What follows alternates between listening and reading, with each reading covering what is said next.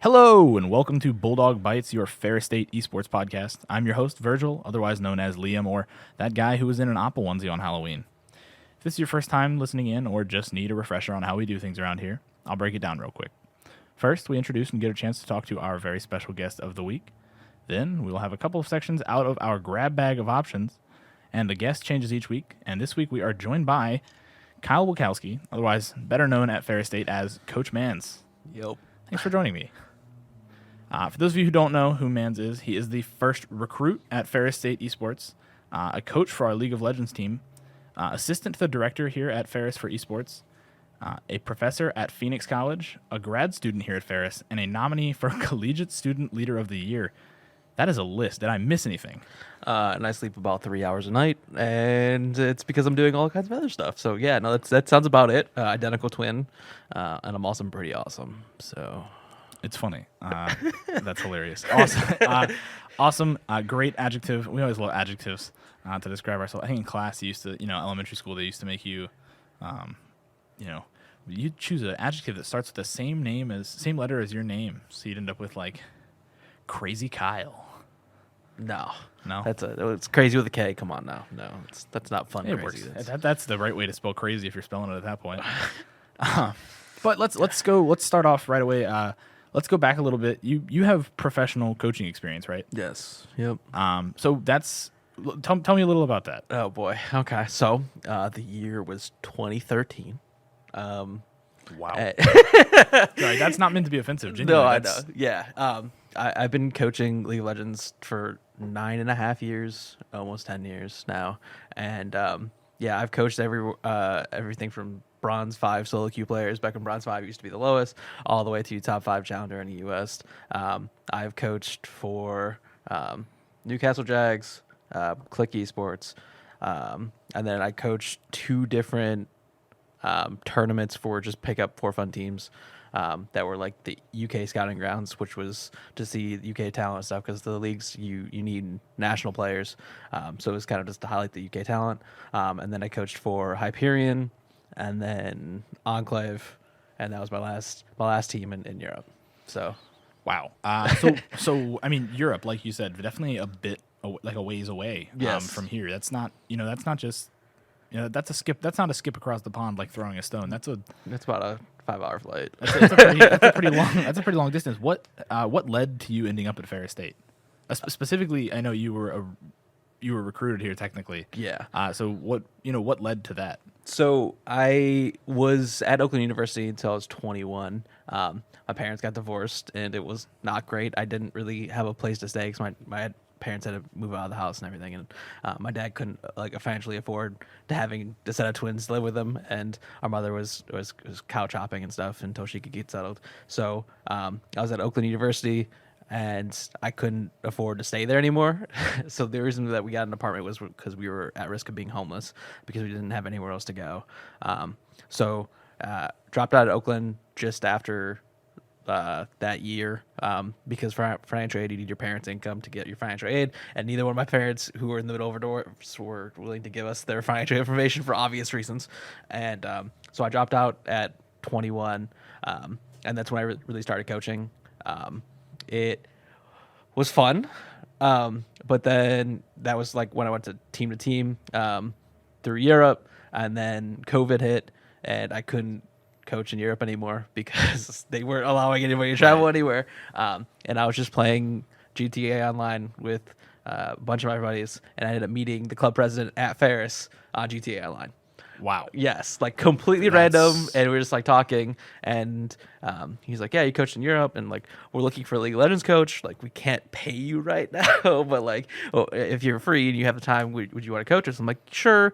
I'm gonna go back to Europe after COVID's over anyway, so no big deal." I think obviously COVID lasted longer than we all thought it was going to. Yeah. And then Jono was like, "Hey, look, we can pay you as a student." I was like, well, I might as well just go back and get my degree. I'm over 24 now, so it's based off my income. Finish what we started. Correct. And my brother had a degree and everything, so I knew that at some point I was gonna have to finish to get a decent job that wasn't, coaching international teams for 20 grand a year. And so, that's how I got here. And then I was a year fully online, and then after that, I moved to campus and have been here ever since. So, one, and like you said, it's been here ever since. Last semester would have been my first semester at the university, but you graduated. Yes. And people, myself included, were a little worried that you weren't going to come back this semester. There was lots of questions this summer whether you were going to head, like you said, head back to Europe now that COVID was over and you graduated. Were you going to find a different job? Obviously, you found a place as a professor as well. Yeah. We were worried you weren't going to come back, but you stuck around. You're getting your graduate degree now.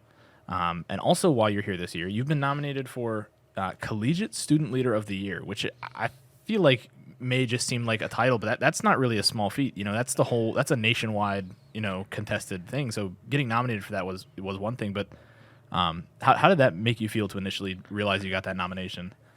It was weird because I'm not someone who like looks for like awards or like accolades or anything like that. I just kind of do what I do because I feel like either A, doing it or it's the right thing to do. Like a lot of the things I do with the kids and having meetings and just talking to them, like, hey, look, how's life going? Like, do you have any questions about right. life just, or just like school or just checking in. And I that was what I would expect someone else to do because, like I said, I had really like troubled like college time. My first time around, and I felt like a big brother to all these kids. And I was just like, hey, look, tell me how I can help. Like, you're obviously going through something right now. Like, I'm here if you need to talk. And it was weird because I didn't feel like I did anything different from like this year and like last year kind of things. Right. And I know we'll talk about the nomination process, but yeah, no, it was surprising. I was happy, obviously, but it was surprising. I mean, it felt good to finally be recognized for all the work that I do here. That I don't ask for recognition, but it was so nice. It's always a nice feeling that other people see it, without anyone having to point it out. Everyone just kind of. Yeah, I mean, I had no idea it was coming. I know my boss like sort of hinted towards, I'm gonna nominate you for some stuff, and I'm like, all right, dude, cool. And obviously that's a community nominated thing. So a lot of people had to put you up for that. There's quite a few names in the hat, but they only take the I think the top 10 or 15 or so. Yeah, they added a bunch more people as well. So I'm pretty sure it's 10 people, might be 15 now. But I mean, you were in that first wave where they initially, which obviously well received by the students here at Ferris and in general with the community and esports people. Glad to have you around. So obviously, tooting your own horn is not something a lot of people enjoy doing all the time. But and I hate it. Do you feel confident that you might be able to win the award? Absolutely not. No. So it's funny because a lot of the kids didn't know my first or last name. They all thought my name was Mance, right? So they see the awards and everyone's like congratulating me and they're like, for what? I'm like, oh, that's me. Like that person right there, that's me. So that was kind of funny that like everyone just knows me as Mance. But no, I mean, do I think I'm going to win it? Probably no. I mean, there's a lot of really great candidates, and just the fact that I got nominated was enough, right? It's one of those things where like I still got the recognition, and I was talking to Adam Antor. He's like, being nominated is awesome. Everyone thinks highly of you. You're great. Winning, on the other hand, everyone just kind of like tears you down about how someone else should have won. Right. So it's like I'm totally fine being just nominated. Nominated puts your name, your name's in the hat. People see it. Correct. And the appreciation is there. So on top of that. But the other thing I will say is that I am really competitive and I want to win. So like, really, a League of Legends coach who coached professionally has a competitive spirit. Well, and I'm my identical twin. So like, literally my entire life was wow. just me competing against my identical twin. So of course I would love to win. I'm not going to Vegas I'm winning or nothing. Right. It's just like it'd be sick to win, but it'd be an amazing experience. But absolutely, and also I could go to my dad and be like, "See, I won something." So on top of all that, you said earlier, everyone obviously knows you as Mans, but this is your first semester as Professor Kyle Wilkowski. Yes. So how has that been going? So it's weird, right? Because you hear professors complain about stuff all the time about like kids just not doing the work, and the class is so easy they literally just can't convince their kids to do the work. And I've had a couple of those issues. I've just been having fun building my own class. It's an esports management class, so I get to talk about like all the things that I've done in esports, like all the different jobs. Because when you work in small orgs, you do the jobs of 5 or 6 people. You fill in a couple cracks. Correct. Yeah, and just like working at collegiate esports, where like you have 1 or 2 people in charge, and then all the students fill all the cracks and stuff like that. So it's been fun to talk about my experiences. And it's been different because all these kids sign up for the class to take the class to learn, but then like of my class, I like polled like what games they played, and it was like Rocket League, Super Smash Brothers, and then like single player games. So it's like not traditional esports titles. I'm like, okay, well, I'm glad that you guys are interested in esports, but usually it's I've lived, the last 10 years of being in esports, surrounded by esports people, and those were the people who were interested in esports, were the esports people, and then have non-esports people interested in esports was kind of like a weird it is a weird phenomenon, but I guess to some theory, there's nothing preventing somebody who doesn't play basketball from studying, a sports management course. So I guess it goes hand in hand the same way that esports sometimes wants to be treated like a traditional sport to an extent. I guess now, it's a nice way to see that you're getting that treatment. Yeah. But so we've talked about you as a student. We've talked about you as a professor. Mm-hmm. We've talked about, now let's talk about you as a coach. Oh boy. So league is obviously an important part of your life that kind of has influenced a lot of, the path you've taken and where you are now. How did you originally come about playing league? I mean, sometimes you just find a game. Was there anything? Yeah, I mean, so I will confidently say that I would not be in the position I am right now if it wasn't for league. Right? There's no reason for me to have gone to Europe to come to Ferris, anything like that. How different my life would have been without league. But the first time I ever played League, I was on a laptop, a really crappy laptop that would drop down to 1 FPS during team fights. So you're like pointing at yourself. I picked up Yumi initially for those of you that know League because a team fight breaks out and you have 6-7 FPS. You don't know what's happening. It's a slideshow. Yeah. No. So, and then I watched a bunch of League, and I was like, this stuff kind of looks cool. And then, like most people, I played with some friends who played the game a little bit, and I remember building like 4 hurricanes on Jinx, and I'm like, look how fast I attack, and like you're laughing right now, but like everyone has that. Like when you're new, everyone starts super new. I like to limit test in the game a little bit and get creative with it. So I can't say for Runan, like I assume Runan's hurricane died. Yes. I can only imagine that does sound fun. Practical, no, but fun. I can see there would be an aspect to that that's appealing. Yes. Attack speed boots, 4 hurricanes, and then I think I just would get a potion or something. And just like that'd be like I'm hitting them with like 200 damage autos, but they would crit every single time. Well, so how long have you been playing League then? Season 5, just before MSI, after the graphical rework. So about 2014, 15? That would have been 2013. Oh, yeah. Okay. Because that was the first year of MSI, I believe. Right. And I remember that MSI specifically because that was the first international tournament that a Korean team lost. Okay. Outside of season 1 and 2 worlds. But like ever since like SKT started competing, they won everything from like season 3 onwards. Yes. It was like really weird to not see like a Korean team win, and it was EDG who beat Faker. Like Faker had like never lost an international tournament. Like EDG also one of my favorite teams, so I'm very glad that So that was also.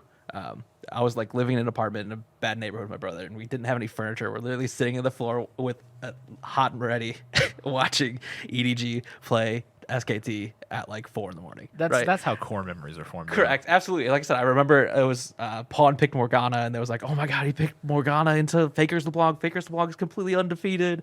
Like he's never lost a competitive game on LeBlanc, and that was Faker's first LeBlanc loss. And again, like the core memories that like I'll remember forever. And so obviously watching a lot of League and playing a lot of League. What's your favorite role to play? Play definitely jungle because it's much more thinking, right? As I get older, my hands are not nearly as fast, and jungle is much more of a thinking person. How can I outsmart you? How can I track the enemy jungler? And I know a lot of players that play with me at Collegiate. Like it's so fun because I always know what the enemy jungler is, and I'm like, yeah. I mean, if I know where they start for the next like 4 minutes, I know where they are, and then they show themselves again either on Crab or one of the wards that we place, and we're just like, okay, perfect. I know where he is now for the next 6 minutes, and it's just like it's really fun that like that aspect of it. And good junglers absolutely ruin games for people. Good supports too, as we found out on Tuesday. But yes, as you guys had another match just this past week where you guys finished your season up. I believe that was a 4-game winning streak to end the season as well. So definitely not a bad end to the season there. And I hit the clip of a lifetime. I'm trying to like at Riot Games to get like on some sort of like clip channel or something. Bard ult. The Bard ulti, yeah, the Bard ulti to save your own jungler was definitely. I was I was stunned. I was in the Bard Ultimate in the casting room during that. Essentially felt like I was in stasis there. It was quite the impressive Ultimate, managing to hit not only every enemy in that fight, but also not your own teammate. Was really, I mean, that was like pixel perfect at that point. I've definitely not watched that clip like 20 plus times of the 70 years it currently has. Well, so what is? I know the answer to this. I think. What's your favorite champion? Ivern. Yeah. Anybody at Ferris, anybody who's talked to Mans about League, well aware of the passion for the tree man. Yes. I don't like Ivern as much as I like Daisy, you know? Right. Daisy's the one teammate I can always rely on. Always exactly where you tell her to be. Correct. It's CC's the only the one teammate- target I want them to, and yes, it's great.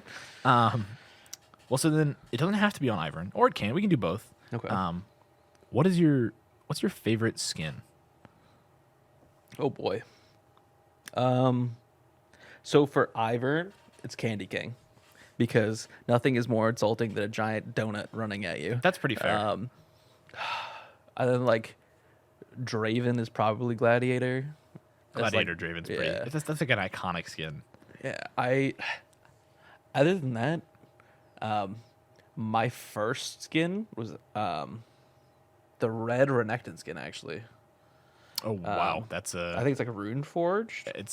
I definitely don't like it. I've seen it before. Yeah, where he's got the helmet and stuff. And that was my first skin ever. And then there's the Evolution Victor. Well, so so now we've covered you as a coach. One more way we want to get to know you here on the podcast. Okay. You as a person. What do you know? I know you don't have a whole lot of free time, considering I'm here. We're both here quite often, and we see each other in the arena frequently. But when you have free time, what do you like? What do you like to go do? I mean, I hang out with my brother as much as I can, because like Right. we're identical twins. Like we've lived together almost the entirety of our life. And then like me moving away, knowing that I was not going to be living with him anytime soon again, was like pretty hard. So I'll play League with him. I'll play TFC. The thing is, he's like, I boost him to gold every year in League. So like we're not anywhere in the same skill brackets. Wow. So like we'll play TFT double up and stuff together. And then we do play like other games, just like MMOs and stuff. Just we play New World for a little bit together. Hunting games, just like there's like non-competitive just games. stuff to play, Right. stuff you would play only with a sibling kind of. Correct. Yeah. Well, so we can't play competitive games because if one person's better than the other, they'll quit. Like this, our entire like childhood, it's just like we couldn't play the same position in sports because if one was better, the other one would want to do it. So they go play another position, right? So I was always goalie, he was defense. We'd work great together, but I could never be defense because he's always better than me. He could never be goalie because I was always better than him. So it's like one of those things where like we can't ever play like the same game. Without like one person feeling upset because their twin is better. So you've obviously in esports, and this is not intended to be an age joke. I know at Ferris we'd crack a lot of jokes about how old you are, but if you got the opportunity to go back and let's say next week all of a sudden an LEC team or a professional team reaches out to you and wants you to coach again, would you do it again? No. Yeah, I know that you're. Wow, that's not the answer I was expecting. Would I go coach an LEC team right now? Absolutely not. Would I go coach an LCS team right now? No. If I was 22, 23, absolutely, I would go back and do it just for the experience. But right now, as you say that I am older, job security is very important to me at this moment, considering I have bills to pay and school and everything else. I like where I am currently, and the reason I'm still here is because it pays the bills. I've definitely looked at some of those offers, but I've been out of that level of competition for so long that I would have to like relearn a bunch of stuff because things change so much to the point of where I don't think I could ever coach a team like that at that level again. So do you think there's any advice maybe to that 21, 22, 23-year-old person right now who's considering some option like that? Do you have any advice for that kind of position? Somebody who wants to get into esports? Yeah, absolutely. It's the one thing I told my class as well who are trying to find positions in esports. The best thing you could do is work for free and work really hard for free, because that's essentially what I did. I was the first 3 teams I worked for free, and that is full 12 hours a week coaching minimum. That is, individual player VOD reviews, draft prep. That's opposition scouting. That's literally everything you could ever think of a coach would doing. I was doing it by myself. Analytical work, tracking jungle paths, tendencies, that kind of stuff. To the point where like there was, I remember one game in particular that like I went back and found that the mid laner always wards the same bush before minion spawn, even in the solo queue games. So we knew where that ward was at the beginning of the game that we assumed it. And then we literally drafted a full comp to get over the wall so that when he placed the ward, we would kill him level 1. And we did, and it worked. And it's like one of those things where like I was so like that level of effort is really like, yes, it's noticeable. Correct. I always made sure that I worked harder than everyone else so that even if I wasn't the best, I worked the hardest. Right. And everyone kind of saw that. And that's the best advice I get at anybody in esports is just like work harder than literally everyone else. If you ever question if you're working harder or if you need to work harder, do it. I don't remember days off. I always tell people there is no such thing as days off in esports because there's always something to do. Right. It's such a, especially right now with, it can be such a tumultuous field sometimes in terms of how turnover can be and things like that and how just quickly something can change. So definitely being able to show that you are a hard worker regardless of the scenario is definitely correct. And be nice to everyone because you never know when you're going to need someone to vouch for you for a job. Because I woke up one day and found out I was fired on Twitter, and then like 2 years later, I'm here and some of our students from the game design program are going to GEC. And my boss who fired me from that team in England was working for a company that was at GEC. And I told all of the students to go talk to him. I just be like, go say hi. Hi, Phil. The coach man says hello and just stuff like that. Just because I no hard feelings or anything. Like it was what it was. But then I still have an industry contact for the field that they're trying to go into and just be nice to everyone because you never know when you're going to run into them again. Esports is a surprisingly small world because there are very few people who move in and out of it. So well, and so as we talk about this, the highest level of gameplay, especially in League, it's a convenient time. Oh boy. Okay. Right now, Worlds. Okay. That wasn't where I thought you were going, but okay. Worlds 2023 is going on right now. So I only saw it fit to try and bring you on while Worlds was still happening. Especially your in-depth knowledge of League would be. I mean, it's essentially unique enough that I wouldn't be able to just talk about that with an intelligent opinion about it. I think. So the Worlds, for those of you who may be unfamiliar with League a little bit, it's the largest annual League event in the world, as the name does kind of imply. Yes. This year it's hosted in Busan and Seoul, South Korea. The first place team will take away nearly $500,000 US. And now that the Swiss stage is over, the remaining teams are Gen.G, JDG, LNG, NRG. I know that sounds like confusing to people. The G typically stands for gaming. Yes. T1, or as you said earlier, SKT, Billy Gaming, KT Rollster, and Weibo Gaming. A lot of these are familiar names. If you watch League in the last year or two, especially, you'd see that these are definitely teams that have had some of the better players. They're performing. Yeah. With the exception of KT, and KT is always a meme of they're always like last in LCK. Like they used to be really good, and then like after the telecom wars and the splitting of Samsung, KT kind of like fell all the way down. They're like slowly working their way back up. So it's like the resurgence of KT. This is really interesting because they haven't typically made it out of group stages in a while, and like you said, not typically the better team in LCK. So seeing them back in the running is really interesting. But also back in the running, for those of you that are, like I said, familiar with B-League, you may recognize that no European teams made it through the Swiss stages this time. But also, a North American team made it through Swiss stages. So a little bit of a change, obviously, from how Worlds typically is formatted. As it used to be group stages, played in, I believe, kind of like a round-robin format. Yeah. And NA teams were, historically bad, notorious for not making it out of group stages, and LEC teams or European teams, well known for at least one making it out, usually sometimes more. Yeah. So do you think that the Swiss stages compared to group stages may have had an impact on that? Absolutely. Yeah. No. So NA has historically struggled against like wildcard teams and like Southeast Asian teams like the Vietnam and stuff like that. And even OCE in a couple times.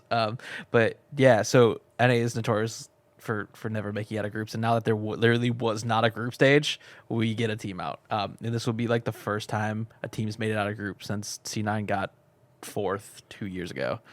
And yeah, it's exciting to be, an NA fan. It's great that it's NRG as well with an almost like completely NA roster. So that's really awesome. And NRG used to be CLG again, which also Counterlogic Gaming, who also has the best North American international, like placing in an international tournament where they won MSI one year. Yeah, right, so right. Okay. They're like historically, this is the best international organization. If there's going to be an NA team to do it, this is the one correct that we can expect it to possibly happen. Well, so I've got the bracket in front of me for the rest of knockout rounds. I'd just love to hear your opinion. I think on the matches that are coming up. We've got Jinji and Billy Gaming, so a Korean team and a Chinese team playing. Which that would be a really good game because Billy won MSI. Yes, so. and Jinji obviously notoriously a powerhouse this season specifically. So definitely. If there's a match to watch of the four, I would definitely say this is the one to match, the one to watch. NRG, the NA team, playing against Weibo Gaming. Okay, that one's that's like it's pretty lopsided. It's expected to be lopsided at least. Yeah, so this is like maybe the one time NA could be favored against an Easter team, in my personal opinion. But yeah, I haven't seen a ton of Weibo games. But if NRG wins, I'll be super happy. I'll be adding all my European friends on Twitter and stuff. I know when World started, I was like, I can't wait to cheer for NA for the first 2 weeks and then go back to being a European fan. But yeah, so hopefully NRG wins. If not, it's just NA. Personally, on pick'ems, I picked NRG a little bit out of NA allegiance, but also a little bit because sometimes you like to call the upset, and I think. If there's a team, like you said, that might be able to pull it off, like has that shrapnel of a chance, it might be NRG. KT Rolster and JDG will be playing. Okay. I'd like to see KT Rolster win, again, because I think the Cinderella run would be kind of funny. But I think JDG is just a really strong team. So where is KT and NRG on the roster? Are they both on the bottom side? I don't have. I don't think I can find that. Okay, because if it's between Genji and Billy or KT, yes, Genji and Billy play. The winner of that plays the winner of NRG. Okay. Weibo. Yeah, never mind. That doesn't matter. So I'm definitely not going KT. You never pick KT in a best of 5. That's one of the rules. Okay, that's. I think the only reason I'm going, I would like to see KT play is because if KT wins, they'll be playing the winner of LNG Esports versus T1. Which I think, as much as T1 is just a very good team, so if KT Rolster wins, you kind of get the opportunity for maybe an SKT T1 versus versus KT Rolster, which I think would just be a fun, at least for the lore side of it. Yes, the telecom wars. Yeah. Well, so I'll let you. Like history has showed that T1 wins that like 95% of the time. Yes. So then you'll see another Faker in the finals again, and then some people are tired of seeing that storyline. I'm personally a huge Faker fan because he's getting up there in years and still keeping up, and I'm a big fan of, he's like my GOAT, right? Everyone's got their generational GOAT, like, for people it's like LeBron or it's Steph Curry or like wherever. Jordan, correct. So, yeah, wherever you're born and age-wise. So Faker is definitely my GOAT, and I hope he wins because he's getting pretty close to retirement at this point. So. I agree. I think seeing Faker go a couple more times would still be really, really special. Sure. Speaking of your GOAT, Ivern, the picked champs in World so far. Ivern has been picked the 45th most. He's 45th numbers in terms of time. He's been picked 4 times. Okay. He's rocking a 50% win rate. So, basically split in half. I'm pretty sure Golden Guardians played it twice. Yes. Okay. I believe so. I believe that. I did see that. So I don't know who else has played it. I'd have to go back and look. But yeah, I don't. Ivern in competitive is weird because you can track him so effectively based on where he starts. He's very predictable in the jungle path. His clear is very much the same. And he also just doesn't do a ton of damage. And if anybody, like if 2 people invade him, he dies every time, right? So, yeah, I don't know. It's not a great competitive champ. It's good when you're definitely better, which I believe Golden Guardians did pick it when they knew that they were definitely better than the enemy team, just to get additional shielding for their carries. So, Well, and for me, I'm really excited to see Poppy is very high up on the list of she's not much higher than Ivern actually. She's been picked 7 times, 35th and a 28% win rate, which I think is a little odd. You know, her anti-dash, that W, is typically very infamous for being picked in higher level play because you can predict those dashes, you can deny those plays and things like that. So I think seeing not only a low win rate, but almost a 25% is pretty abysmal. Yeah, well, so it's been picked into Vi and J4 from what I know, and the issue being is that both of those dashes are on significantly lower cooldowns than their W. And they also have unstoppables. Yes. So you can negate that whole play as well. Yeah, so I understand the point, but the issue being is that you can only stop dashes every 13 seconds or so. Right. So at one point, when does it become kind of redundant? The fact that you could stop one dash. Ooh, you stopped one dash. Right. You can deny that one from Irelia, but then all of a sudden, she's got 7 more. And Poppy's good into one dash, but as soon as they have 5, it becomes a punishment for the team. Yeah. There's been 86 different champs picked so far on the roster of, I believe, 170. Something like that, 170, 180. The most picked being Cacie and Zaya. Yeah, Kaisa's picked when Zaya is banned. So Zaya probably also has the highest ban rate as well. And the highest win rate, if I remember, is 70-something%. Cacie is rocking 52 picks, is the number of times she's been picked, with 22 wins and 30 losses. So a negative win rate, about 42%. But like you said, Zaya being picked when Cacie is banned has 40 picks, tied with Rakan. That kind of makes sense. Typically when Zaya is picked, obviously that duo capability, whether it's picked by the same team or not, you'll either pick it alongside Zaya or maybe the other team tries to deny it and snipe the Rakan out. I think I've seen a graphic somewhere where Zaya actually had 100% presence in all drafts, whether it was picked or banned. Which is a really crazy number. That is kind of absurd. There are a few champions. They've gone the graphic that I saw went through history of all the champs that have the highest ban rates at Worlds, and some of them have 100%. I know there's one year Pantheon was 100% right after his rework, and he was just absolutely crazy. Aatrox too, where Aatrox reworks, he was getting 75% lifesteal on his abilities, and you're just building full AD and just full healing, nuking off of their abilities. Yeah. So, I mean, it's kind of surprised that it's 80 carries. Considering 80 carries are, getting weaker by the patch unless you're Caitlyn. Yeah, and as we get and like you said, you weren't wrong, Zaya. 72% win rate, so definitely really up there. 72% win rate is, I mean, that's when you see that on somebody's OPGG after they've been playing ranked, that's like Smurf numbers. Yeah, that's it. You're okay, we're reporting this account. But I think also you're not wrong. 2 80 carries and then it's 2 supports. Well, sort of. Rel I've seen in the jungle once or twice. She's super flexible and she's really good blind pickable. She has really reliable engage, and her jungle clear isn't that bad. The CC is really overpowering. You could, it's 6 seconds if you just layer it perfectly. So the top 15 going in order is Cacie has been the most picked, down to Zaya, Rakan, Rel, Jarvan the 4, Cassante, Renekton, Alistar, Orianna, Jax, Maokai, Nautilus, Azir, Sejuani, and Syndra. And those are all 20 picks or more on their teams. But like you said, a lot of 80 carries, it kind of falls off after the first couple, though, and turns into a lot of mid lane, top lane jungle.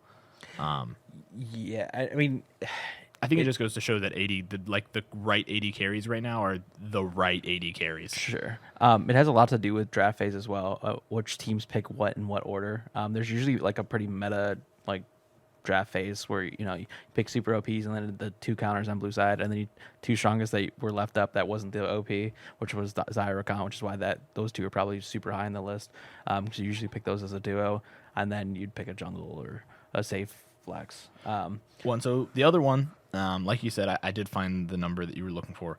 Zaya, almost 100% pick ban. Okay. 97.59% of games she's made an appearance. I mean, let's be honest, that's 100%. That's one game somebody didn't pick or ban her. Yeah. Alongside Orianna, who has a 92% pick or ban rate. Which she just got uber buffed for Worlds. And Riot does this thing where they really like buffing teamfight champs and Rumble. Rumble always gets a buff before international. It's like clockwork. It's I don't hilarious. understand. I mean, Rumble's fun to watch. It's just They want those big wombo combo team fights. They want that entertaining, because you don't want to see, like, when lane swap meta was a thing, the games were so boring for the first 15 minutes because they were completely scripted out, to the point where, like, they removed lane swaps just in time for Worlds, because this is an awful way to watch the game. It's boring. You know exactly what's going to happen. You could literally just, like, alt tab, put a timer on your phone for 15 minutes, tab back in. Okay, they're fighting for Dragon. Right. Like, literally, that's like, that would be the breaking point, right? So also, alongside Orianna, there's one more that has a higher picker ban rate than Orianna. Can you guess what it is? Nico? No, it's of those 15. Oh. Kaisa, Zaya, Rakan, Rel, Jarvan, Cassante, Renekton, Alistar, Orianna, Jax, Maokai, Nautilus, Azir, Probably Cassante, Sejuani, and Syndra. No, it's Maokai. So I hate Maokai as a champ right now. So I can't say I disagree. I'm so tired of seeing it, though, because it's like it's so simple and so easy. I liked him more when he was a top laner. After his initial rework, I have been seeing him a lot. Like, he got reworked relatively recently. Some of his scaling's changed, and Sure. Well, he's gone through a couple different iterations where, like, sapling damage and the number of saplings you can stack in a bush to all kinds of stuff. So I just hate seeing this champ. The champ is so unfun to play and unfun to play against, to the point of where, like, people are just playing it because it's good, and, like, the jungle clear is okay, and it's just a ganking jungler. It's right. just And really like you said, annoying. big team fights, the R coming in Correct. can initiate. It's the W, the Qs can be big, the burn damage, everything stacks up. The Radiant Virtue, he's good for team fights. Yeah, it's boring. Go on. I agree. So Worlds, definitely takeaways from that. Make sure you're watching. If you don't listen to this after the event, obviously, takeaways. It'll be interesting to look back at this after the whole event is over. And Faker wins Worlds again. Riot's pulling for him. Trust. Genji versus Billy going to be the best game to watch, probably By far, right off yeah. the rip. Yeah. Energy, hope for in A. Correct. And actually, one other thing, APA was on Team Liquid. They did get knocked out during Swiss stages, but he was in the collegiate scene as recently as last year, and I remember Ferris, y'all actually played against him. Yeah. So we, for whatever reason, in CLO, every year we play against Maryville. It's just That's- completely random. It just happens. We get them, like, usually in the first round or, like, second round of Swiss, because of the way seeding works. And yeah, we've played against APA a few times. I know our mid laner, Zaya, who's actually AD carry right now, killed APA for first blood in our game, and was, like, super psyched about it. APA was tower diving him level 3 or something Right. like that. Like, it wasn't like close, but he just, like, one tiny mistake. That goes on the resume regardless. Oh, absolutely, yeah. I killed a pro player. Correct. And, like, when Niels was also playing on that team, who was, like, a former pro for Golden Guardians, he's playing on that team. Like, oh, we killed Niels. Yeah, we killed a pro player and stuff like that. So, yeah, I mean, it's really awesome that our players get that experience of playing, higher, like, basically pros in some of our tournaments. We never expect to win, but we just expect to have a good time. And all the kids always have a good time when they do it. We're like, we know we're playing the game of how long can we last. And it's usually a little bit over 20 minutes when Baron falls, and then the game's over. And then So- Baron then they take Baron after a team fight, and there's only so much you can do. Yeah, they were playing Ziggs bottom just to destroy towers faster. Yep. So I've got a fun little game for us to try. Okay. I like to call it Speed Tiers. Okay. Very creative name. It's exactly what it sounds like. I'm gonna go through the roster of league champs, which is a very long list. I may skip over a few if I think they're gonna be boring or the answer is potentially obvious. And I want you to give me your honest opinion on where you think they fall as maybe a tier. It can be, S, A, B. We'll go S, A, B. No, I would go and like excellent, good, bad. Sure. Okay. Okay, We good. won't even use tiers. You can just give Yeah. me your honest, your feedback on where they fall Oh, boy. in terms Okay. of being broken. Yeah, we'll go excellent. Like how strong they are as a champ. We'll go excellent, good. Actually, let's put one up there that you can reserve for somebody that really deserves it. Maybe Okay. game breaking. Okay. I'm talking. This is the champ of all time, as Jax would say, the champ. Okay. And any factor is okay. It can be. Personally, I would put Morgana at the bottom because I just hate her. Okay. So if it can have that, it can have a personal inflection. It can have, you remember a meta where, like you said, Pantheon on rework was extremely broken. So take as much as you want into account or as little as you want into account, and then maybe some of the interesting ones we'll go over. I already know who my uber high tier is. Oh, Ivern. No. I think I know which one. No, I promise don't. you don't. Okay. No. Well, so we'll start off right off the bat. Aatrox. I mean, he was really bad for a really long time until his rework. Okay. Ari. Consistently good. I mean, the more like iconic champions of League of Legends, like she's on all the splash arts. Correct. She's got like a 2013 skin. Essentially the Tracer of League. Yeah, exactly. So I mean, she's pretty good. She's fun to play. Akali. F tier. I hate that champ. That champ needs to die. I agree. I'm very tired of trying to play mid lane. I'm like, I'll learn mid lane today, and all of a sudden, an Akali with 500,000 mastery one-shots me at level 4, and I'm like, oh. Well, so on her first rework, or not her first rework, but the rework to where she is now, her shroud used to have her invisible to turrets, so she could tower dive you under a tower. I know you don't remember this, but like I've been playing League forever, so yes.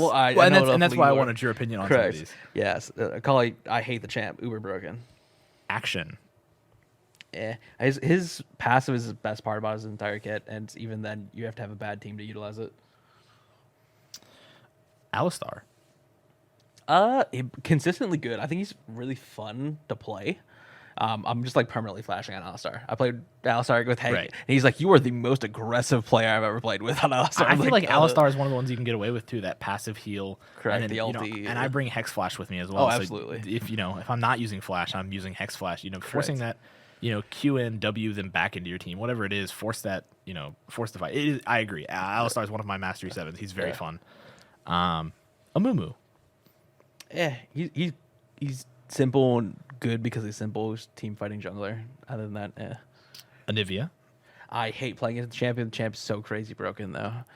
Even to this day, like, people basically just don't play the champion because they don't want to play into an assassin. And if you could remove assassin from the game, Anivia is the most broken character. That's fair. I have to say, there's a lot of cool things you can do with her passive. That egg is really like it's an insurance policy, essentially, sometimes. Yeah. Annie. Good champ, good design, good for simple, like, easy thing learning plays the game, and learning the games. I tell everyone to play Annie. Aphelios. Way too complicated. Absolutely broken on release. You could delete someone off screen, but like ever since then, he's just been I don't know. I've never learned him. I didn't really care to take a PhD class on it. Yeah. Ash. Overly simple. Fair. Let's do 2 Aurelian Souls because he's one of the ones that got a very heavy rework. Yeah. So we'll do old Aurelian Soul with the stars that spin around him. Yeah. So I like that one. He was a unique kit. I like really unique kits. So Aurelian Soul is really fun. Aurelian Soul mains are always like the best people. I coached one in Europe. He was like a super chill dude. He's just like, I just liked the stars, man. And then new one I think is probably impossible to balance, and I hate it. I'm not a huge fan of him either. He seems a little overpowering. Yeah. Azir. I mean, really, in solo queue, they're always ending my games. So that's fair. In solo queue, I think from a competitive standpoint, I mean, obviously that's really good players. Competitive, but he's so good. On release he's really bad, but his kit was better because he used to get a shield with it from his E by passing through units. And they would knock them up as well, so it would make the ulti easier to hit. But yeah. This one could be a little biased after your performance in the match last night. Bard. S tier, uber fun. I troll my teammates all the time. Great champ. Is that your super top tier? Or is that just S tier? No, that's just S tier. Belveth. Unique hit, pretty fun. Playing around Rift Heralds and stuff, but I think the damage reduction on her E makes her impossible to balance, and I think it's just an champ. Blitzcrank. It depends on if you can hit your skill shot or not. I don't know. Fair. I know when I used to play drinking games with my buddies, AP Blitzcrank, and I just had that's the only time I'd ever have fun is playing full AP. His R is like a 200% AP scale, so you can. It's a bomb. Yes, essentially, yes. Brand. Since it's rework, he's been better, but yeah. I like him mid lane better than support because support he always takes my kills. Well, yeah, and coming up, I know he's expected in this next patch to get some changes to gear him more towards mid and jungle. Yeah, which will be fun. Jungle Brand's all right. Jungle Brand it's fun. I'm not great at it myself because I'm just bad at hitting skill shots, I think. Braum. I mean, there's nothing crazy with this kit. The Unbreakable is annoying, but I know when Gragas meta was like super big, it was. I used to see Braum all the time because Braum puts his shield up and takes the Gragas barrel, and only he moves backwards. Right. So Tanks the shot and correct. That's about it. That's the only and Braum, kind of his guardian. It's like the epitome hero of Peel, I think. If Guardian was a champion, I think Braum is a pretty good summary. Sure, yeah. Caitlyn. I hate the champ. I The auto agree. attack range is way too long. Way too much auto range. I know she's got a sniper, but like, Yeah, good come Lord, on, man. guys. Camille. I hate the champion too. Cho'Gath, ulti on a Q. Speaking of Cho'Gath. I think if he had a dash, he'd be more fun. I think it sounds like you need to be building more Hex Tech Rocket Belt Cho'Gath in your games. Or Gale Force. But yeah. Why would you go? But he has It's AP. farther dash, man. I am indeed looking at him like he's a crazy person. Imagine the disrespect where you go, I get you Gale just Forced Gale on my Force and then Cho'Gath. ulted by Cho'Gath. You're just like spam question mark His pinging. E is critting me. I'm gonna be really angry. Cassiopeia. Fun champ.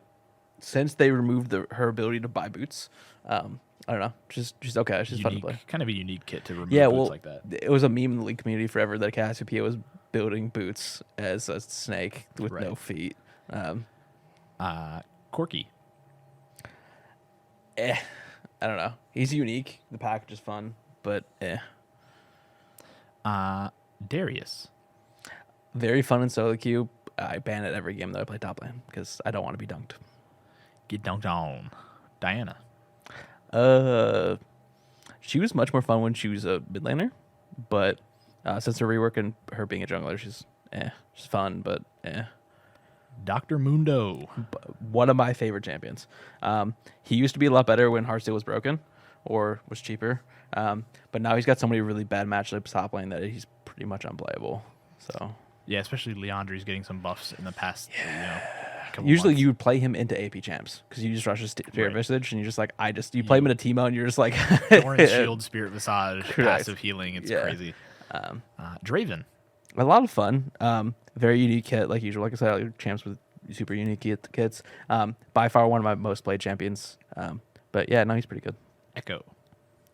I remember Echo on release. I thought it was the most broken thing ever that he'd go back and get a bunch of HP back. That was really annoying. It's when I first started playing. It was around the Bard Echo release, and he was really annoying on release. But he's now. Elise. The most iconic jungler, when you think about junglers, you usually think about Elise because of all the huge plays that she's made in history. But I've played a few games. It's again super skill shot and early game reliant. So Evelyn. unique champ. I mean, she's fun, but again, it's one of those things like you're asking me like champs I don't play and I don't really play against too Right. often. Yeah, and, so, and Evelyn, I mean, since I started the game especially, hasn't even had really like a meta phase. she hasn't been meta since 7 or 8, season 7 or 8, right after her rework. And then she was played a bunch, but that was about it. Ezreal. I hate the champ. I agree. The dash is just so annoying. Never being able to hit the characters, very annoying. Fiddlesticks. Fun. Since the rework, way better. Ulti over walls is always fun. Whenever I smurf for like trying to get an account up, I usually just play Fiddlesticks jungle all the way up because you just ult over walls because no one wards. Fiora. I hate the champ.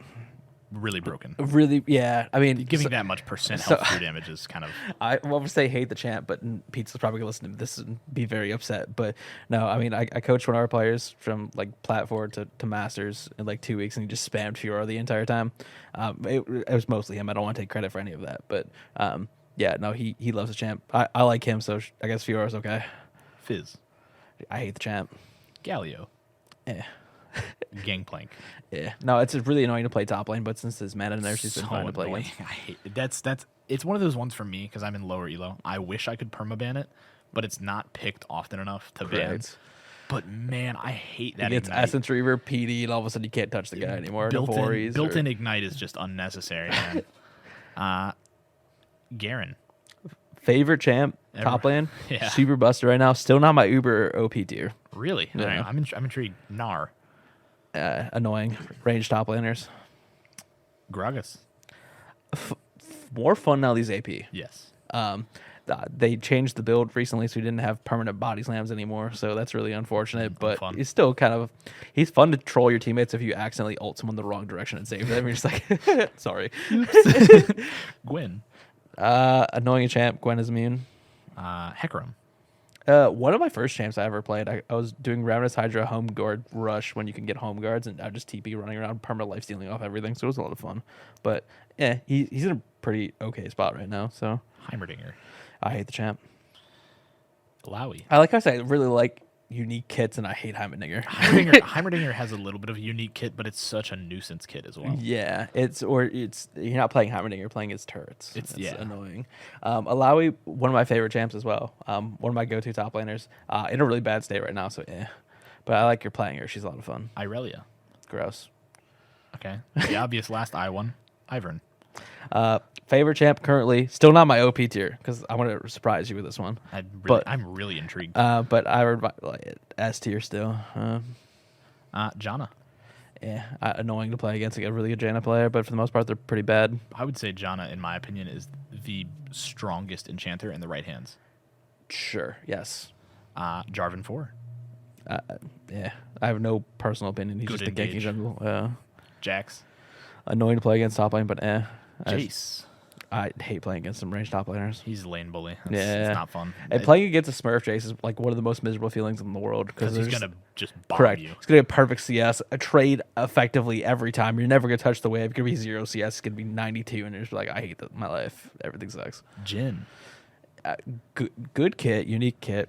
As one of our alumni here says, one of the best designed champions Riot has ever made. I agree. I think that's the most balanced champion that has ever been added to the game. Super fun.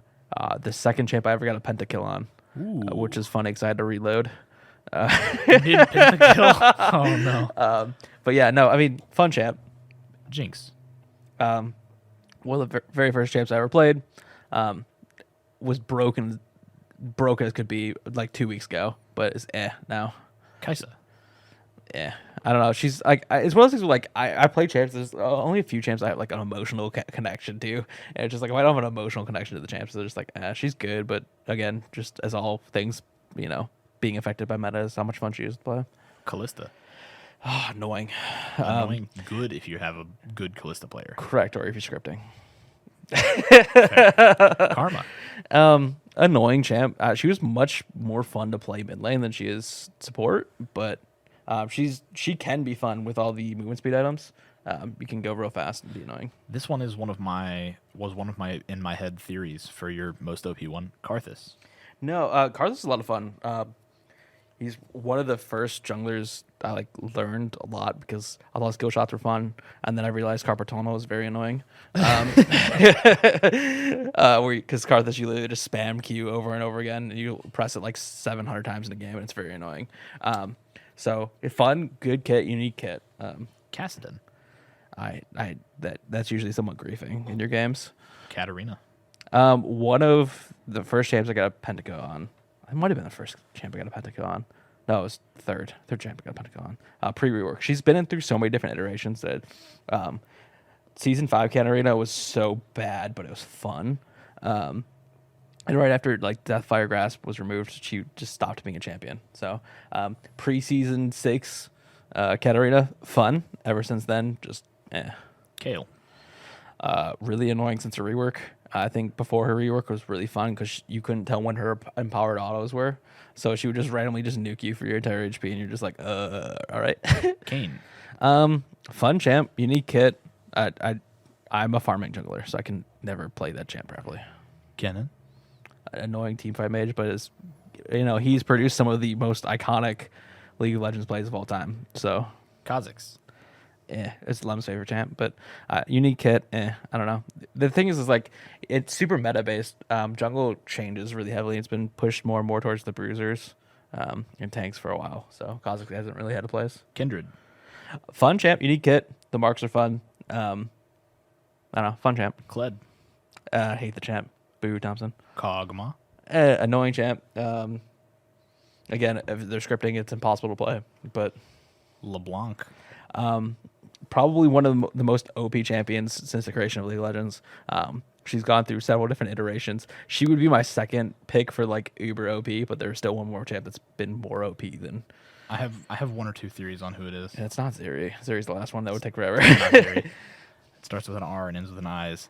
Yeah. Yes, actually. Is that actually? Yeah. There's no reason you would have to rework a champ so many times. Yeah. Lee Sin. Very fun to play when you're trolling your friends. I like Smurf games and stuff. With Jono, I'll play Lee just for fun. And I remember getting 11 kills in 11 minutes and still losing the game on Lee Sin because I was playing with Jono. Leona. Wow, that was a low blow. Leona. Fun champ, team fight support. I don't know. Fun champ. Lilia. I hate that champ so much. Again, still one of the more iconic plays in North American League of Legends, the 10-man sleep. Well, she slept to everybody, Yes. and then they didn't do anything, so they memed that it was the 10-man sleep. Lysandra. Fun champ. Surprisingly good when she's good, but it's usually just counterpicked. It's been a while since she's been really good, though. Lucian. Fun champ. I spammed a Lucian a lot at the beginning of the year, mainly to try and de-rank my account. It didn't work. Lulu. Annoying. Just Lux. sorry. The Lux laugh is like the most cancer laugh that you could ever hear. Yeah, exactly. Just like that. It's just like no, stop. Just no more. Malphite. Fun champ. Annoying. Yeah. Malzahar. Fun champ. That's actually how I got out of bronze the first time I was playing Balzar. Maokai. I hate the champ. Master Yi. Fun, but only when you're smurfing. Misfortune. Cheese. I'm sorry. I hate the champ. It's way too simple. Way too much movement speed. Mordekaiser. Fun, forcing 1v1s over and over again, but that's about it. Brazil. Morgana. I hate the champ. Nami. Hate the champ. Unless you're playing Lucian. NASA's super fun. Nasus is very fun. I like seeing the funny number go A up. funny number go up. Nautilus. Fun champ. I know my team is always annoyed because ever since I've been here, Nautilus has been a high prior pick. So Nico. Unique hit, but it's pretty useless to be honest. Until you could change into minions, and now it's kind of good. Nidalee. Fun champ. Nocturne. Very fun champ, unless you're playing on LAN, and then it's no longer fun champ because I can just look over on their teammates' screens and know where you are. Nunu. Only if you're griefing. Olaf. Fun only if top lane though. Oriana. I hate the champ because of the GV game. Ornn. Fun champ was much more fun closer to release, but it was, Pantheon. he's had so many iterations, but He's had some phases where he's very bad and some phases where, like you said, perfect pick ban. correct. Poppy. Oh, I'm gonna hurt your feelings. I hate the champ. She's probably more fun pre-rework. That's fair. Pike. Hilariously fun, only if you're winning. Not practical at all. Correct. If you're Outside. losing the champ, it's just awful. Kiana. Annoying to play against. I don't really see a ton of Kiana though. Quinn. God, no. Hey, stop. Range top laners. Just go next. Rakan. Fun only if you're playing Xayah. Otherwise, it's just kind of weird feeling. Like Xayah and It just feels Ezreal. worse. Yeah, those are the two champs you can really play with. If you're just picking Rakan to keep it away from Xayah, you're just With wasting Xayah, time. he's like S tier, and then without Yeah. Xayah, you knock him down like a peg or two. Of course. Ramus. Fun champ, especially since rework. It's been a lot of fun. Actually, giving Ramus a dash is hilarious. Rek'Sai. When Rek'Sai's good, she's good. Like, Yeah. good. So they haven't. Having an execute kind of just, it does make or break a champion. Correct. She was more fun for your work when your ulti could just take you to any of one of your tunnels around the map. Rel. Annoying as champion to play against. I So hate that much champion. CC. I hate that champion so much. Renata. I mean, I don't really Unique. see it. Yeah, unique. I think the W mechanic is just annoying. Fair. Renekton. I hate the champ. Even though it was one of the first champs that like I ever Yes. played and like first skins and everything, Considering you said it was your first skin, I did come to that conclusion. correct. It was gifted to me. It wasn't my one. I didn't buy Ooh. it, but yeah. Ringar. Fun champ, very unique. Really bad right now because all the ways to deny mobility now. Riven. Just go next. Rumble. Fun for team fights. His overheat mechanic is super unique and it's really difficult to play around. So I would have to put more time, but it's still kind of fun. I predicted it despite Rise. against all odds. Rise. Yeah, so Rise used to be really fun where you would press R and it used to give him a bunch of like stats and basically 0 CDR. So you could just mash your head on the keyboard and get a pentakill. Yeah. So Rise is by far like my favorite champion, like playing in season 5 when he was super broken. I think like more pentakills. Rise is the second like on the tier list of pentakills. Only taken over by By like Zeri. Yeah, who's just like pentakill every it's week just kind of thing. pentakill every week, Correct. yeah. I mean, having an execute kind of does that. It's like having built-in collector. Yeah. It's just bound to happen. No, but that used to be the Rise. Season 5 Rise was so much fun. You literally just bang your hand on the keyboard and get a pentakill. I mean, and if you have to get reworked that many times, Correct, and you could build him full tank and do a ton of damage because it was based on your AP was based on your mana as well. So you So just you- build a bunch of the AP tank items and you get a bunch of AP. So Samira. fun champ. Her W was really broken, and when she used to be able to dash to teammates, it was way more fun. Sejuani. Annoying champ. Senna. Fun champ. Against infinite stacking champs are always fun. Fun and can be annoying. But again, my teammates always kind of grief on it unless you're cheese. He's the only person I'll like willingly play Senna I'll with. trust him to play Senna. He's gross at it. Yes. Seraphine. Annoying poke mage. Correct. I saw a thing that like Seraphine like changed League of Legends because it was the first like pop star girl champion. I don't know. It just seems like Lux with more steps. Yeah. Lux and Sona that made one character. Lux and Sona had a champ made. Set. I hate playing against it, but I think it's a pretty well designed champ and pretty good. This is one of my personal favorite champs to play. Shaco. So I had a thing where on my stream when I was streaming that if you request a champ, I would play it until I won a game. I played 17 games of Shaco before I finally won. Yeah. Shin. Fun champ. He didn't used to have his shroud, and I think he's probably more fun since the shroud and probably a better champion. But he's bad in meta. It's kind of fun though. Shyvana. Definitely a lot of fun. The dragons is a very unique mechanic, but it forces your teammates to play around you more, which is always very annoying. Singed. Very fun champ. Really unique. Super unique, and it's hilarious because Rule 1 in League of Legends is Never don't chase change Singed, and Rule 2 is look at Rule 1. Scion. Fun champ.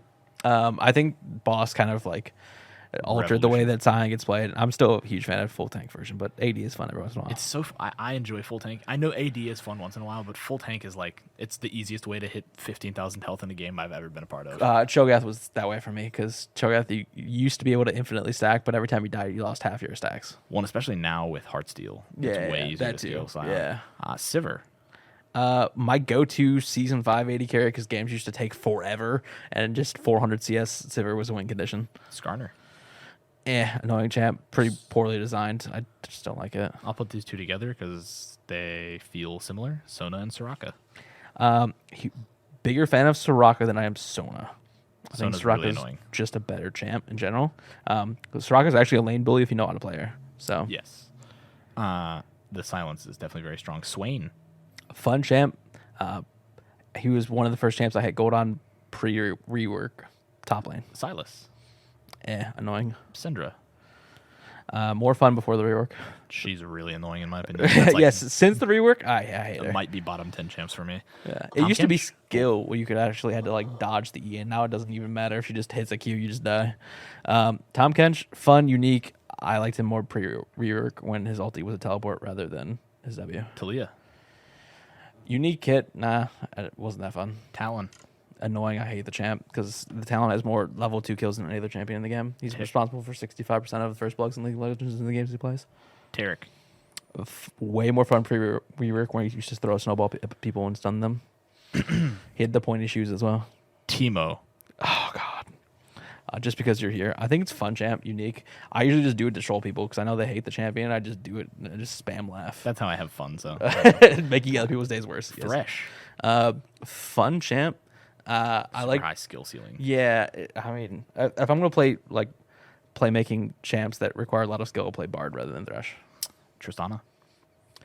I mean, Tristan's basically been the exact same forever. So, I mean, fun champ, good at destroying towers. Trundle. Fun only if you're playing the tanks. Trendamere. More fun since the attack range increased to wow, you have like ranged auto attacks now and a melee champ, but very annoying to play against. Twisted Fate. I mean, there were metas where he was good and it was always really annoying. It's one of the things I used to coach people on because it teaches map awareness a lot more. Twitch. No, I mean scripters and boosters. Udyr. Probably more fun for your rework because it was just like your champion looked awful and you're just beating people with the champion that looked awful. But, Urgot. I used to be an 80 carry before the rework and that was a lot of fun. But since then, the execute is annoying. Varus. Vayne. I hate the champ, but she's still a lot of fun to play. I don't mind playing her when she's in an 80 carry position, but as soon as I see her top lane, I hate it. Veigar. A lot of fun, infinite stacking again, per usual, and nothing's more fun than one-shotting someone with your ultimate and just laughing with your evil laugh. Vel'Koz. Fun champ, super unique, but the laser is just very annoying to play against. Vex. Actually, good kit, so she's a lot of fun. The anti-dash is fun, the fearing is fun, the flying across the map and CCing people is fun. Vi. fun with the ultimate, but I don't know. She's a champ. Viego. Hate the champion. I hate that it taught everyone how to play all the champions because junglers used to be mechanically just awful unless they play Lee Sin, and then they play Viego and they play all the other champions now. It's really annoying. The Viego paradox is one of my favorite things about League. It's like if you're a Viego one trick, you're not actually a one trick because you know how to play every champ. It's really cool. Victor. My highest mastery champion actually to this day right now. Yes. It's a lot of fun. Again, season 5, season 6, he was super broken, but no. Vladimir. I hate playing against it. It's so annoying. I hate any champion that heals their entire HP bar with one button. Volley. Probably more fun after the rework. Him slamming towers and making them immune. It's pretty funny. A great time. Yeah. Warwick. Way more fun pre-rework. You used to be able to press and click blink to someone and CC them like you didn't. It wasn't a skill shot. Cool. It used to be just point and click. And his Q was like a randomized hydra where you just spin around in a circle. So imagine like a really low poly like werewolf. They would just spin in a circle really fast, and that was his Q. And then his ulti, you just point and click blink to somebody. Wukong.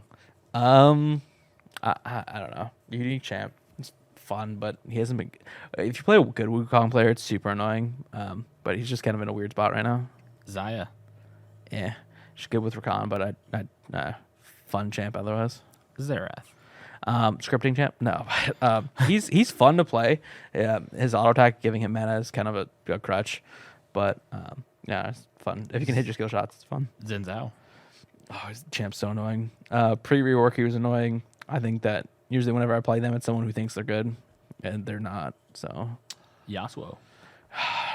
I actually have Mastery 5 on Yasuo, and I die constantly. I used to play that champ in blind fix all the time, and the most fun matchup is the Yasuo versus Yasuo matchup. You're just like, who's going to end harder? Yone. Just a better version of Yasuo, in my opinion. Still. Yorick. A very fun champ. Again, super unique kit. It sends his minions down the lanes. It's fun. Speaking of unique kits, but I'm sure you hate this one, Yumi. Next. Zach. Delete the champ from the game, please. Zach. Zach's fun. I mean, just the dash, the jump being as far as it is a lot of fun. Zed. One of the more iconic League of Legends champs, the Faker Ryu outplay. I mean, he's fun to watch. He's not super fun to play though. Zeri. I hate the champ. Delete it. Ziggs. Fun. I mean, being able to blow up turrets. Correct. That's since the rework. Before the rework, it was just Satchel just didn't do that to towers. So he still was really good at destroying towers, but didn't like execute towers. So still pretty fun. Zillion is annoying, super unmeta though. Like definitely a one-trick kind of character. Very much so. And since they added the XP going onto his passive, it made it more difficult. So that there's super unique matchups like Neela Zareth, where like they just share XP with each other. So Zoe. I hate the champ. I used to coach a Zoe one trick, and God, it was annoying to constantly see that champion every game. And last but not least, Zyra. I mean, it's one of the original champs in the game, and just I don't know. She's unique with her plants, but I mean, it's not something I'm interested in, right? I don't want to like my plants attacking stuff. Like, Daisy's fine, but Zyra's not. So takeaways from this. Rise, one of the most broken characters of all time. Correct. Yumi, delete her from the game. Yes. Ivern, buffs, please. Just give me my AP skilling. I had like a Twitter rant about no other champions ever had 66% of their ratios nerfed ever, and the Ivern AP nerf was the hardest nerf Riot Games has ever given to a champion's ratios. That's pretty up there. Yes. That 66% of his ratios was nerfed. There's never been that like high of a percentage nerf to any champion in the game ever. So that being said, I appreciate you joining me today. Yes. That is all I have. Do you have anything else you want to add? Make sure you vote on Scholars Awards. The voting ends at November 20th. Make sure you vote for somebody. You don't have to vote for Ferris or John O'Eaton or Coach Answer or myself, even though Ferris has 4 nominations, but just go and vote for somebody. Awesome. Thank you so much for joining me. And we'll be back next week. Remember, guys, podcast is uploaded every Thursday. You'll have an opportunity to listen as we talk to somebody, a member of Ferris State Esports, whether it's an alumni, staff, student, player, or maybe some other affiliation. We'll find creative ways to keep people involved. Thanks for listening. We'll be back next week. See you.